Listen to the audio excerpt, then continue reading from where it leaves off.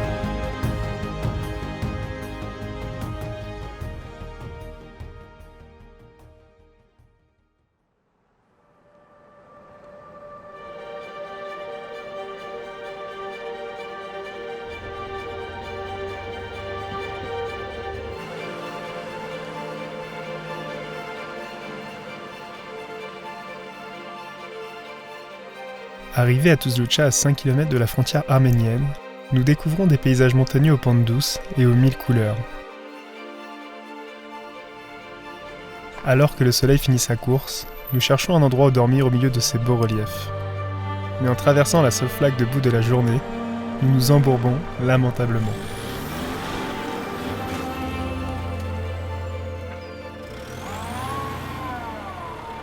On est embourbé. Ah, ça bade.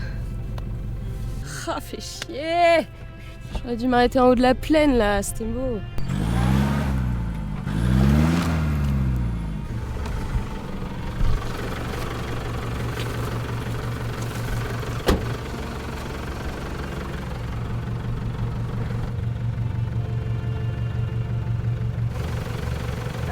Sinon on met des cailloux peut-être. Est-ce qu'on va sortir tout seul de cette merde? En vrai, il nous reste 1 mètre à faire. Et après c'est bon. Et après, on peut voler.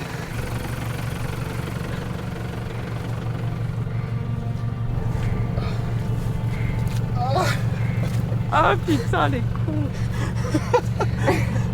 Et du coup, l'état des pneus, ça dit quoi? On fait de la poterie. Bon, après c'est tellement mou, ça risque pas d'abîmer ce qu'il y a en dessous. Je sais pas. Un des pires trucs. C'est de la terre mouvante. Ah, help! Help!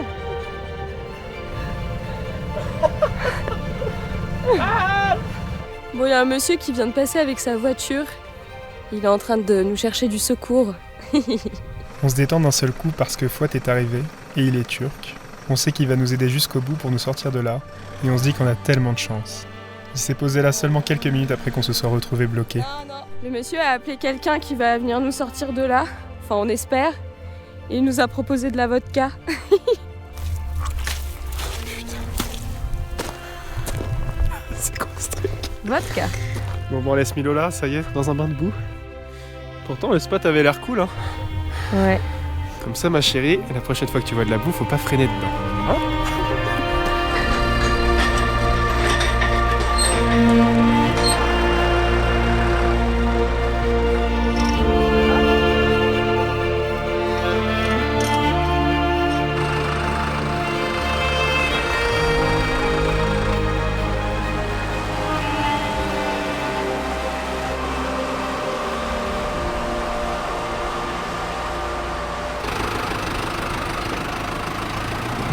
Non mais on a été sortis en 5 minutes, c'est trop facile, putain. Le premier Turc qu'on voit, il nous aide et il nous a tirés, mais avec une facilité déconcertante. Bon, du coup, ça y est, on est sortis et le monsieur qui nous a aidés, il nous invite à boire l'apéro chez lui. Et du coup, on a accepté, je pense que ça va être cool. Donc là, je suis en train de nettoyer le tapis de sol. Il nous a emmené à une fontaine express, j'ai nettoyé mes chaussures. Ça fait 10 minutes que je frotte. Vous allez faire quoi ce soir? Bu gece beraberiz. Nous sommes ensemble ce soir. On va faire la fête ici. Yes. Yes. Yes. Musique, Yes, aynen. alcool. Yes, aynen. Oh. Bon là c'est très drôle ce qui se passe. Donc le monsieur nous a emmené faire des courses. Il nous a emmené acheter du vin. Et là on est en train de le suivre chez lui. Apparemment il y a quelqu'un qui a préparé à manger. Déjà. Donc on y va, on verra bien. Même si on se passionne pour le partage de nos aventures, on n'a pas filmé cette soirée d'échange avec ces belles personnes. Il y a des moments authentiques qu'il faut savoir vivre pleinement et que nous ne pouvons que te souhaiter de connaître au moins une fois dans ta vie. C'est juste magnifique. Diyorum sizden haber bekliyorum. Ne isterseniz onu yapalım. On se voit demain matin. Yes. Ok. Yes. İyi akşamlar. Tamam. Hadi. Bon, c'est improbable ce qui s'est passé ce soir. On a passé toute la soirée à parler de tout un tas de choses. Chanter, danser. On a chanté, on a parlé de la culture turque, de la culture française. Et c'était trop cool. Et au moment de partir, il voulait pas qu'on dorme à côté de sa maison. Donc on a repris la route en direction du terrain où on s'était embourbé. Il nous a suivis en voiture parce qu'il savait qu'on retournait là-bas. Et il voulait pas qu'on dorme là-bas. Donc il nous a suivis sur le terrain et il nous a dit non, vous dormez pas là parce qu'ici il y a des animaux sauvages et il y a des voleurs. Et ils nous ont trouvé un parking où on pouvait dormir. À côté d'une mine de sel qu'on va visiter demain matin. C'est fou parce que ils nous ont pas lâchés jusqu'à ce qu'ils soient certains qu'on soit dans un endroit tranquille. Non mais c'est trop beau, c'est une belle rencontre, c'est une confirmation de la beauté de la population turque et ça fait du bien de partager ce moment avec des parfaits inconnus, c'était beau. Voilà. On a retrouvé notre ami Fouad ce matin et on va visiter les mines de sel ensemble avec un autre ami. Koray. Courage. C'est trop beau, en fait le monsieur il nous explique que tous les murs c'est du sel. C'est génial de pouvoir faire cette petite visite imprévue avec nos amis turcs. Waouh, c'est énorme. Incroyable, quand on est rentré on s'attendait pas du tout à ça, je pensais que ça allait être des petites galeries et tout, mais c'est immense, on se croirait dans l'arbre d'Avatar. C'est incroyable.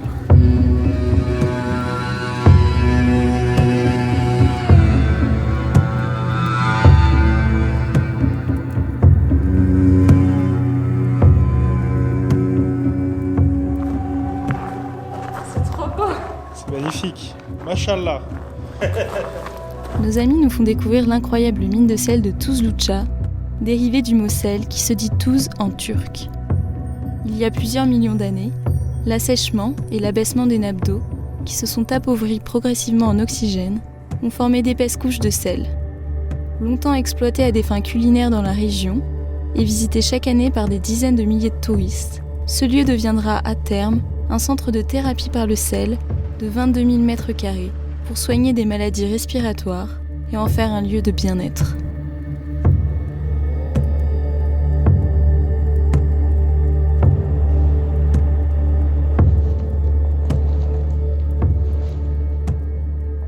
C'est bon, on a fini notre visite de la mine de sel avec nos amis et on peut dire que c'était çok güzel, comme on dit ici.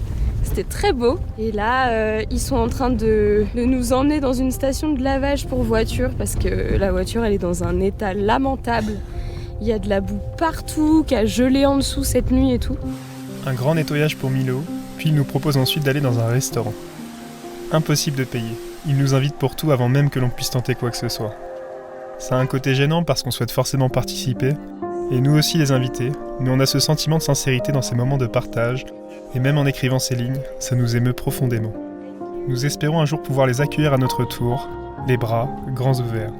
C'est bon, on a quitté nos amis turcs, donc on a partagé un thé, un café et des desserts avec eux, c'était trop cool. Et ensuite on s'est pris en photo et puis voilà, on leur a dit au revoir. On est trop contents d'avoir fait cette rencontre. Ça faisait longtemps qu'on entendait parler de la gentillesse des Turcs et du fait qu'ils pouvaient nous inviter comme ça chez eux, etc. On l'avait pas encore vécu et on est trop contents d'avoir pu vivre ça quelques jours avant de quitter le pays. Et voilà, et on se souviendra toujours d'eux, c'est trop chouette. Et on espère que tout va bien se passer pour eux pour la suite. Mais ça, on n'en doute pas, parce que tout le monde s'entraide et tout le monde est de la même famille, et voilà. C'est vraiment une belle communauté, une belle façon de vivre. Il fallait pas qu'on oublie notre pelle à caca quand même. Hein ? Elle sert, tu vois, finalement. Ouais, putain, de retour sur le lieu du crime. Il n'y a pas de mots pour décrire toute la gratitude que nous avons pour nos amis turcs et les moments que nous avons passés avec eux. Sur la route, le plus difficile n'est pas de faire des rencontres, mais c'est de devoir dire certainement adieu à ces personnes à qui on s'est si vite attaché.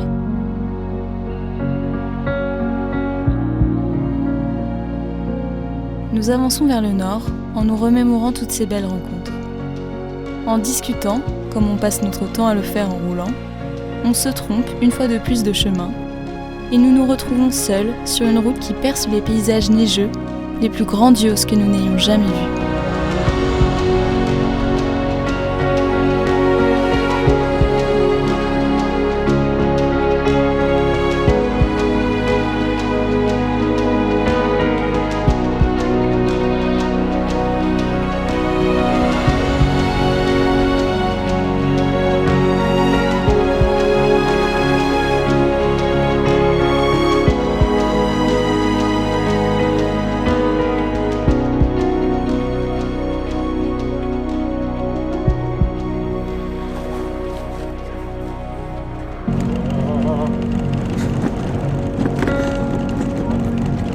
On va s'embomber dans la neige cette fois.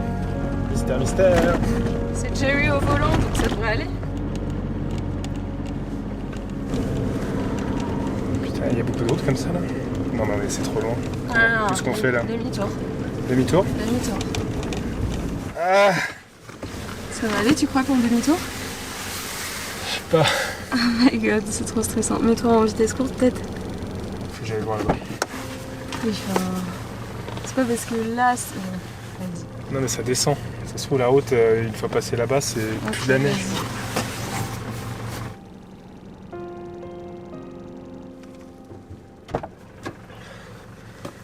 Un petit footing du matin, il fait du bien. Alors pourquoi j'ai pas pris mon drone ? Oui, c'est ce que je me suis dit quand je t'ai vu courir. J'avais envie de faire du sport. Après la blancheur là, la route est dégagée mais j'ai besoin de voir Plus loin. plus loin. Avec le drone, on peine à deviner ce qui nous attend sur les 8 prochains kilomètres sur cette route, qui n'a pas été empruntée depuis plusieurs semaines. Finalement, on décide de faire marche arrière pour notre sécurité. Merci Léna de me raisonner dans ces moments-là. Voilà, on est sorti. Faut qu'on arrive à faire une marche arrière maintenant, mais Demi-tour. ouais, c'est la plus longue marche arrière de ma vie, je crois. En vrai, on aurait pu s'y aventurer, mais j'avoue que cette nuit va faire -10 ici. Et on n'est pas trop chaud pour se planter ici. Il n'y a personne qui est passé depuis des semaines, parce qu'on n'a pas vu de traces de pneus. Et il a neigé il y a un moment. Donc on fait demi-tour, comme des enfants sages. Voilà.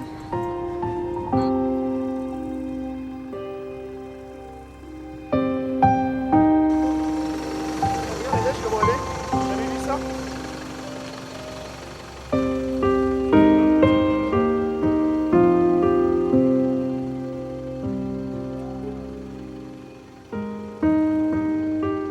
On avance sans savoir si la route sera bloquée quelques dizaines de kilomètres plus loin.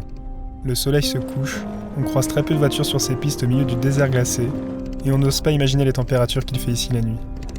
On croise quelques renards gris, des villages très isolés, mais après quelques heures et quelques demi-tours, on finit par atteindre les abords d'une ville, où nous passerons la nuit la plus froide du voyage.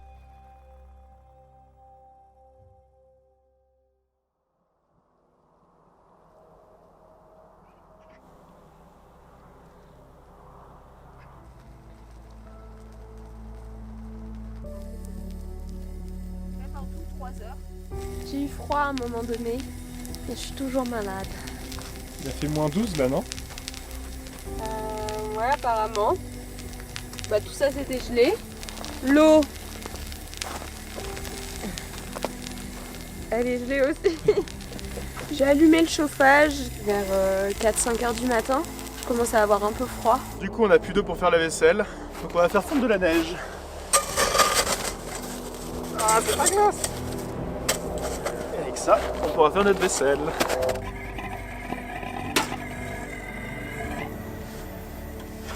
On met notre eau. Hop!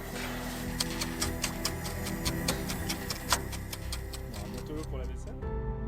Dans le dernier épisode, on t'a affirmé que les galères sur les routes pouvaient devenir tes meilleurs souvenirs de voyage. Cette semaine, entre la rencontre de nos 2 amis turcs et cette erreur d'itinéraire, cette affirmation a pris tout son sens. Nous n'oublierons jamais cette sensation de petitesse et de vulnérabilité au milieu de ces magnifiques étendues de neige.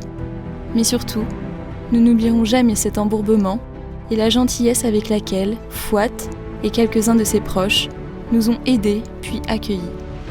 Ces rencontres nous ont profondément touchés et une nouvelle fois, nous montrent toute la beauté et l'affabilité de ce peuple d'Orient. Alors que nous lui demandions pourquoi il faisait tout ça pour nous, Fouad nous aura marqué par sa réaction d'étonnement à cette question et par la puissance de sa réponse. Nous faisons tous partie de la même famille. À bientôt!